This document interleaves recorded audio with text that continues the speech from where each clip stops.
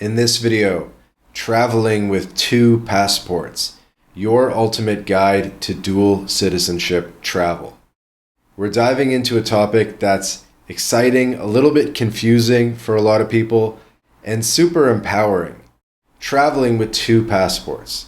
If you're a dual citizen, you hold multiple passports, or you're just curious about how it works, you've probably got questions like, which passport do I use? Can I switch between them? Is it even legal? Don't worry, we're answering all that and more in this video. It's going to be full of practical tips, insider secrets, and answers to common questions.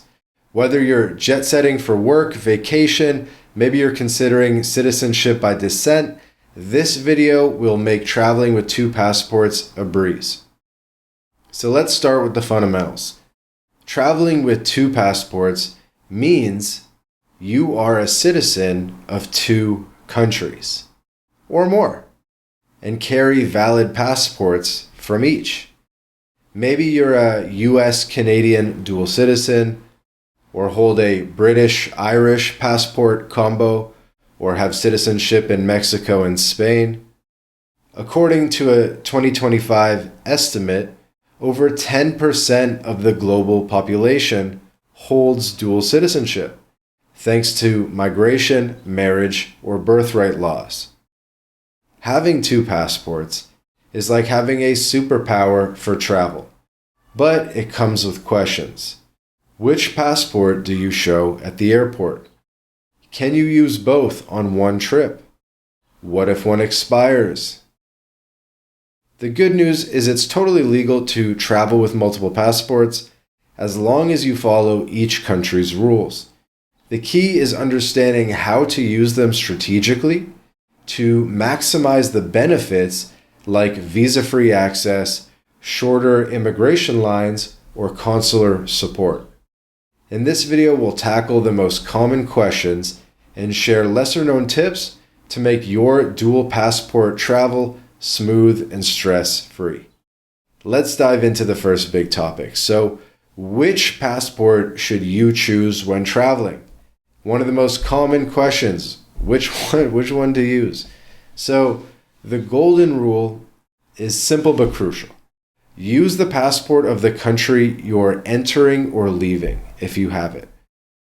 For example, if you're a US-Canadian dual citizen flying from Toronto to New York, show your Canadian passport when departing Canada and your US passport when entering the US.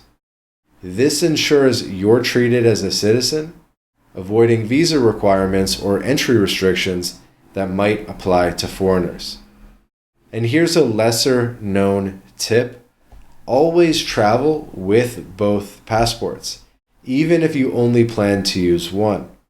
Why?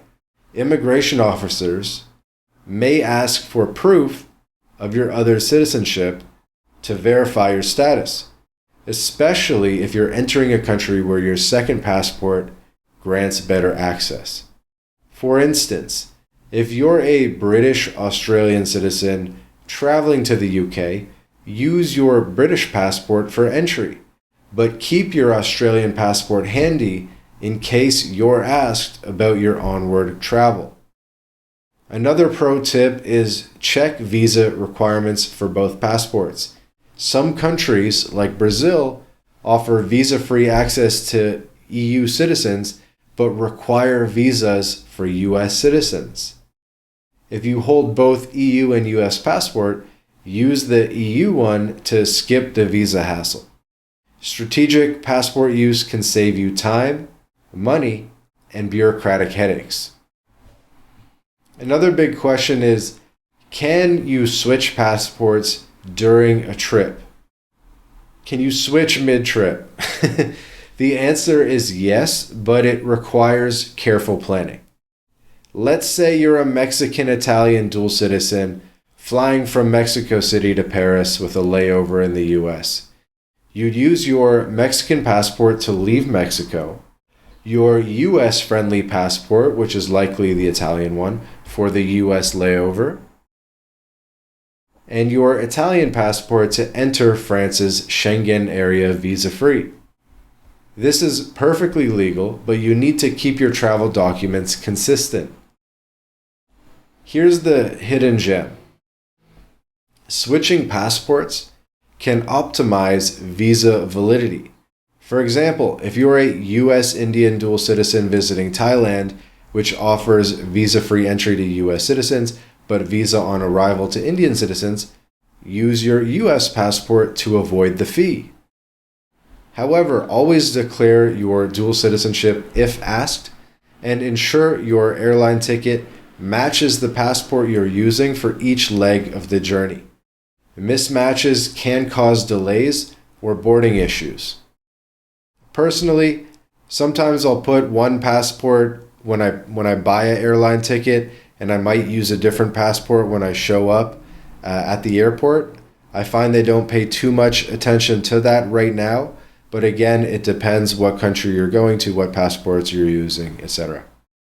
A lesser known nuance as well, some countries like the US don't formally recognize dual citizenship but won't penalize you for using another passport.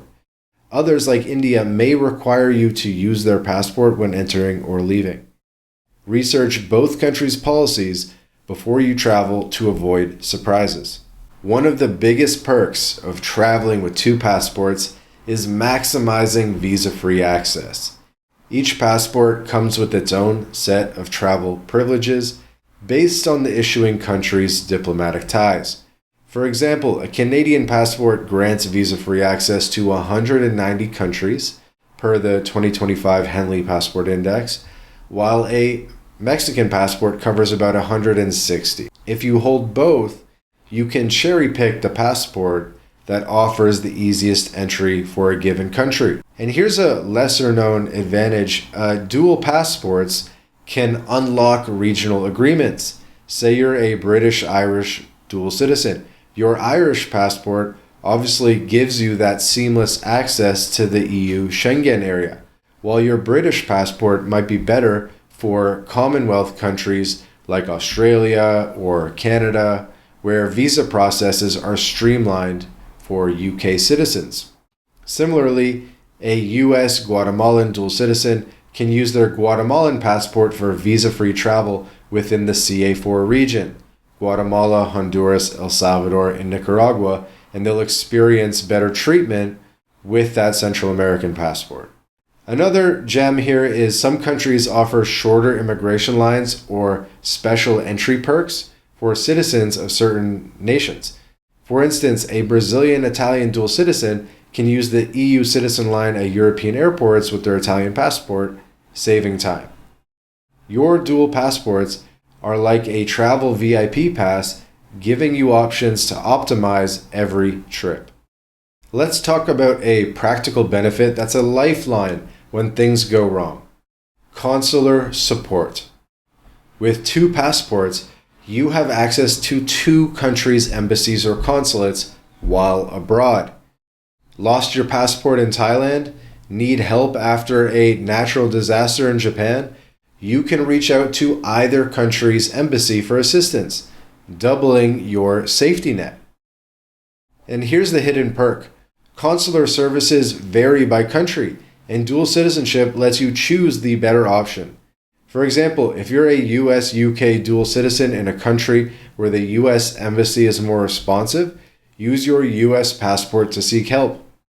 Conversely, the UK's global network might be stronger in Commonwealth nations. Some countries like Canada offer proactive services like travel advisories or emergency evacuation plans, which you can get access to with your second passport. A lesser known nuance here is in rare cases, you might face a diplomatic tug of war. This is your worst fear, right? If you're arrested in a country where you hold citizenship, such as a US Mexican citizen in Mexico, the other country's embassy, the US in this case, might have limited ability to intervene. Always clarify your status with authorities to ensure you get the consular support you need.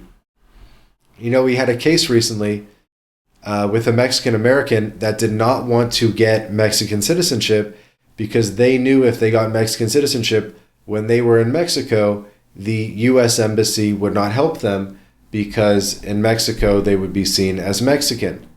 Around the world, that person would have the benefit of both countries' consular networks, and you could go to the Mexican embassy in Panama or whatever you need. So you are gaining a worldwide network, but in your home country, you get treated as a citizen of that home country. Before we wrap up, let's cover some practical tips and pitfalls to avoid when traveling with two passports. First, always check the expiration dates of both passports. Many countries require your passport to be valid for 6 months before your entry date, so renew early to avoid being denied boarding. Second, keep your passport secure but separate. Store one in your carry-on and the other somewhere else, so that if one is lost or stolen, you've got a backup, okay? Because if this is the big benefit of having multiple passports, is normally if you only have one passport and your passport gets lost or stolen, now you have 0 passports. You're stuck. You're on the ground. You're not taking an international flight. Whereas if you lose one of your passports but you have multiple passports, it's like, all right, well, I guess I got to report that as lost, but whatever. I have another passport that I can use to travel the world and go to my conference or whatever you have planned, right? So immediately having multiple passports allows you to never be stuck on the ground due to losing or having your passport stolen.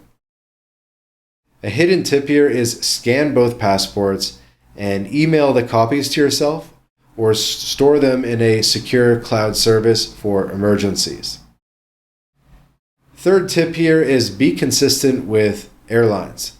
Use the same passport for booking flights and checking in to avoid confusion. If you switch passports mid-trip, inform the airline during check-in for the next leg.